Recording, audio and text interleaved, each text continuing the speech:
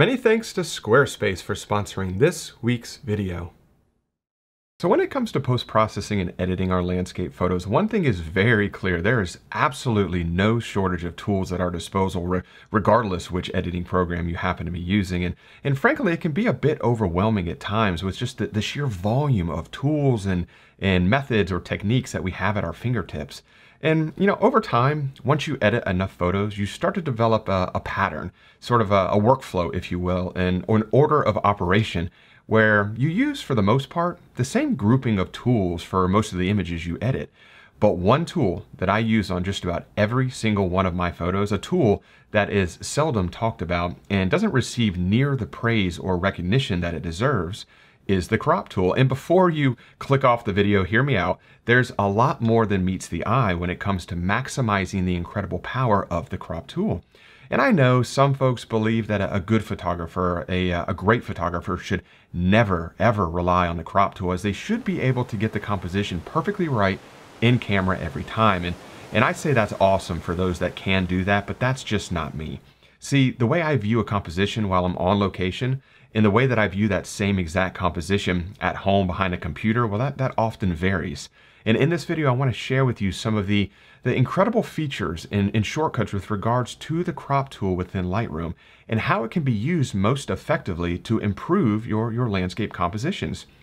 So to jump right into it, this is a classic example right here of utilizing the crop tool, where you just want to kind of focus the image up a little bit, remove some distractions from the edge. I think most people, when you're first starting out in photography, this is really where you use the crop tool the most, is to try and eliminate distractions around the edges of your frame. Sometimes you just can't do that when you're on location and you have to rely on the crop tool. So I think this is a perfect example right here. So if you hit the shortcut key R, that will immediately pull up the crop tool. And I basically just moved it in over here just to eliminate that little building right there on the right side of the frame. And here is the final version of this image right here. So just removing those kinds of distractions from your overall photograph, I think, is the natural progression, the very first thing that, excuse me, the very first thing that most people use the crop tool for. Here's another good example where this area right here really isn't a distraction, so to speak.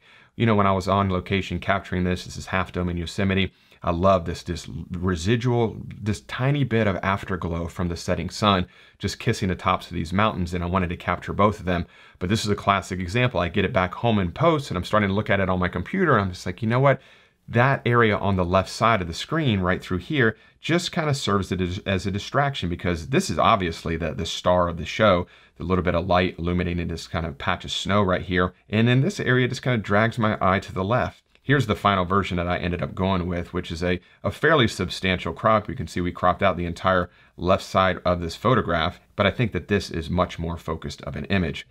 Now, the other type of cropping is much more, I guess you could say, harsh, if you will, but just an extreme crop. And I don't do this too often, but sometimes it's needed. And I think that this is a good example right here, where I absolutely love this photograph. I love the waterfall, of course. I love the light. I love the contrasting highlights against the shadows. But I ended up applying a very severe crop to this image.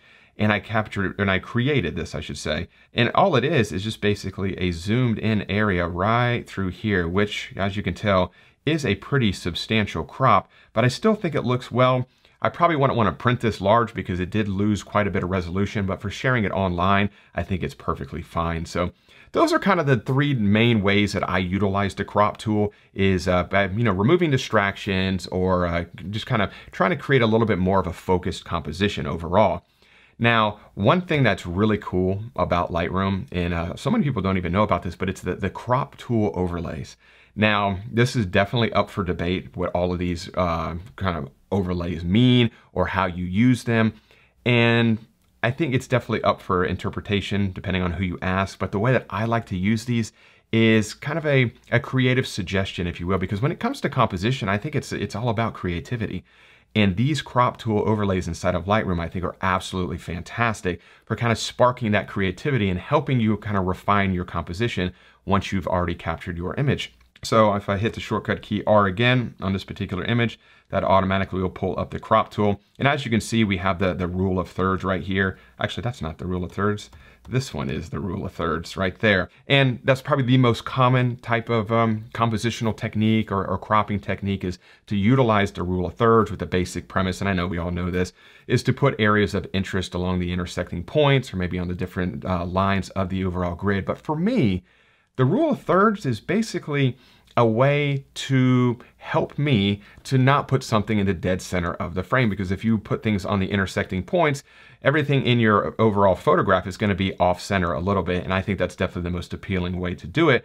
But there are some images where you want to put it in the center. But as you can see, this example right here, I think it's a pretty good example of utilizing the rule of thirds. You got the lighthouse here, you got this area of rock right through here, and then you have this area right through there as well. Let me just close this down and go to another example. Hit the shortcut key R again, and you can see that the rule of thirds is you have an intersecting point here, an intersecting point here, here, close to the mountain right through there, and like I mentioned, it's definitely up for interpretation, but for me, it just helps me to ensure that I'm not putting something in the dead center of my frame. Here's a very good example here where I wanted to put those people right there, right in the upper right-hand corner or intersection. And then of course, you got areas of interest along this bottom line as well. So the rule of thirds, definitely the most common, most talked about type of compositional technique. But one of the other types of crop overlays that I find incredibly helpful, I don't know why I opened that, shortcut key R, and if you hit this shortcut key O, that's going to start to toggle you through these different crop grid overlays. Now this one right here, same basic idea, areas of interest along these intersecting points, and the same thing with these diagonal lines. This one is actually called diagonal, and it just kind of lines up with the seashore right through here, up with the lighthouse right up here in the upper right hand corner as well. I've got another example here that I think fits this type of crop very well. You got this area coming down through here and this area right through here. Then you have these two rocks in the center right through here.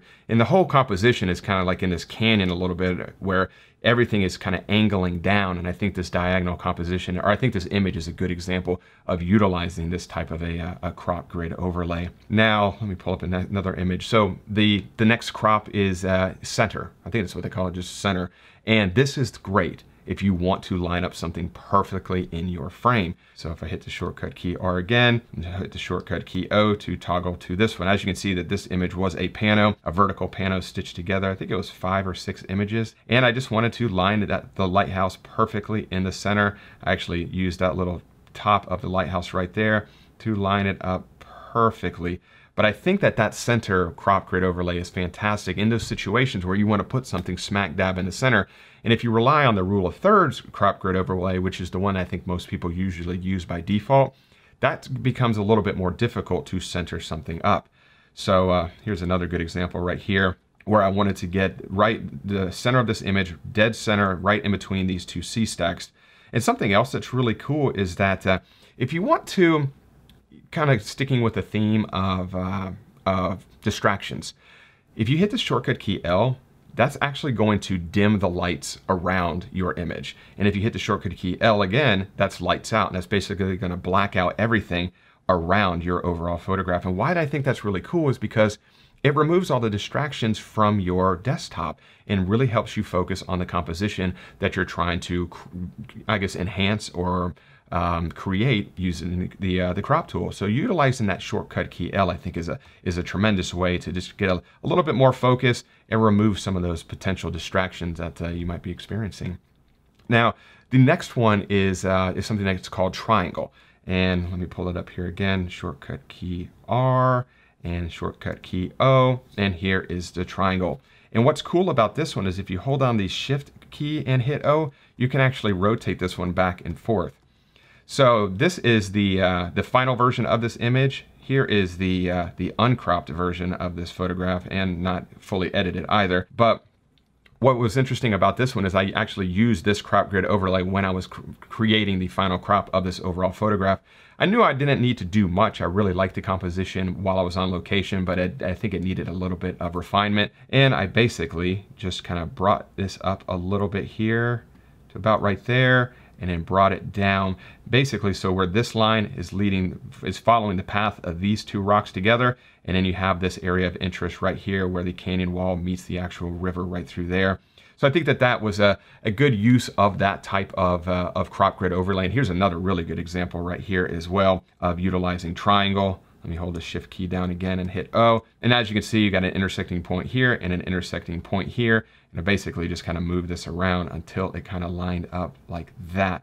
And I really do like this overall composition. I think it's much more focused and much more refined. And you're probably starting to see a little bit of a theme where I don't think that these crop grid overlays are rules or things you have to follow.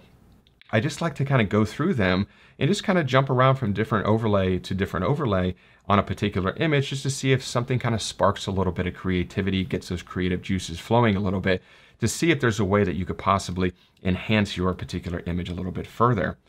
Now, the next one is something that's called the golden ratio. And I actually prefer the golden ratio over the rule of thirds. And here's exactly why.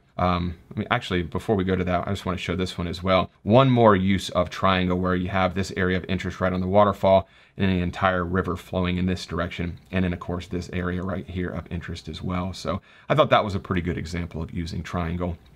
But as far as the golden ratio is concerned, let me hit the shortcut key O to pull that up. You'll notice that the difference between the golden ratio and the rule of thirds, let me go back to the rule of thirds, is that the rule of thirds is actually spaced out a little bit wider. The golden ratio is a little bit tighter right through here. And I like that better, and here's exactly why. So this is the cropped version of this photograph. This is the uncropped version, and this is the cropped version. If I were to change this to the rule of thirds, and if I wanted to put that tree on the right side to something about right there, and I hit close, you can see how kind of off, it just, I think the rule of thirds sometimes looks a little bit too obvious. It's too far off center.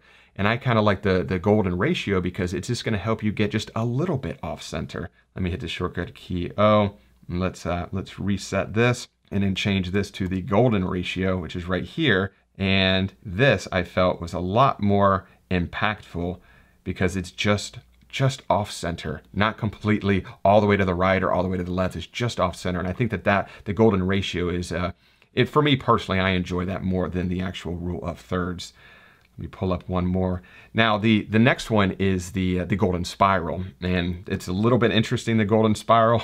This is it right here. This is another one. If you hold down shift and hit O, you can kind of toggle through it. And this orientation right here, you have this kind of sweeping nature of the coastline, and it kind of loops back around to this main sea stack right here. This one is definitely open for interpretation as well.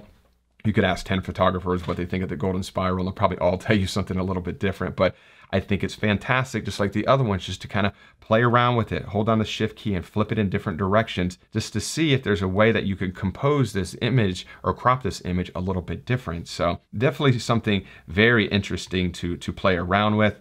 Here's one more example right here. If we hold down the shift key and just kind of toggle this around, it kind of works pretty good right here with the sweeping nature up and around and in the area of interest right through here. It really depends on exactly where you want to put that area of interest. Some people think that this area right through here needs to be resting on the main area of the photograph, or the star of the show, if you will, or the main subject. But once again, totally open for interpretation. But out of all those crop grid overlays within Lightroom, I think it's just so much fun to just kind of play around with it to see exactly what works for a particular composition. And something else that's kind of neat is if you hold down the Alt key or Option on a Mac and start to drag in a crop, it's actually going to bring that crop in from every single side, as opposed to if you're not holding down that key and you bring it in, it goes like that. If you bring it from the bottom, it'll go like in that direction, or the right or left. But holding down the Option or the Alt key will bring in all of the sides together simultaneously, which I think is a pretty big benefit as well. So I do hope that those different types of crop grid overlays is something that you might find beneficial to your compositions moving forward as well. If you've never played with them before, definitely check them out. It's great for, like I said, getting those kind of creative juices flowing in it. I find it absolutely a blast. It's kind of cycle through those and just see if there's a way to improve any of my current photographs or images that I post-processed, a year or two ago, just to kind of go back into the vault, see if I can make those images a little bit better. So before I do wrap up this week's video, I do just want to say a huge thanks again to the sponsor of this week's video, which is Squarespace, who I use for all of my website and blog and e-commerce needs. Squarespace provides a dynamic and attractive online platform to create your website. You can display your photography using Squarespace's professional portfolio designs and customize the layout and look and feel of your gallery just so you can make it your own. With Squarespace's traffic overview feature, you can track trends in page visits and views to better optimize your content, and you can even grow and engage with your customers with Squarespace's email campaign tools, which will enable you to create engaging emails that match your website with your products or blog post and logo, just so your messaging remains consistent. So if you're looking to start a new website or possibly upgrade your current website, check out squarespace.com/Mark Denney for a free trial and 10% off your first purchase. So I really do appreciate you watching this week's video. If you have any questions, please leave those in the comments section below, and I guarantee I will get back in touch with you. And if you did enjoy this week's video, if you could give it that thumbs up and subscribe to the channel if you're not subscribed already. And as always, I really do appreciate you watching this week's video, and I will see you all next Wednesday. Bye.